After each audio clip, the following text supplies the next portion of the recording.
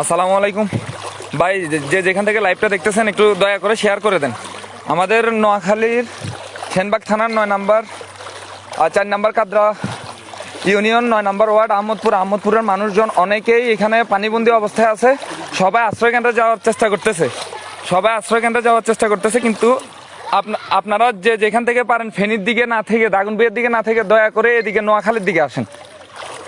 দয়া করে আপনারা ফেনীর দিকে না থেকে ভাই লাইভটা যারা দেখতেছেন তারা শেয়ার করে দেন।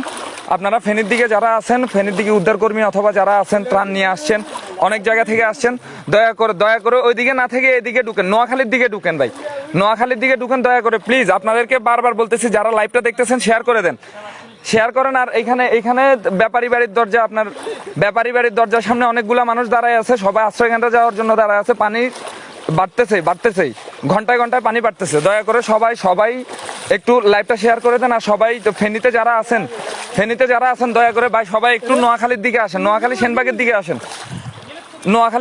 দিকে আসেন। সেনবাগের মানুষের অবস্থা খুবই ভয়াবহ। আমি সেনবাগ 4 নম্বর কাদরা ইউনিয়ন 9 নম্বর ওয়ার্ড আহমদপুর থেকে এখান থেকে আপনাদের সাথে লাইভ করতেছি। এদিকে আসেন সবাই ভাই প্লিজ। এদিকে অনেকগুলা মানুষ ঘরবন্দি হয়ে আছে, অবস্থা খুবই ভয়াবহ। আপনারা এখানে অনেকেই এখানে ঘরবন্দি হয়ে আছে। অনেক মানুষ দোকান পাটে এসে দাঁড়ায় আছে, ওনারা শুধু আশ্রয়কেন্দ্রে যাওয়ার জন্য। আপনারা এদিকে আসেন।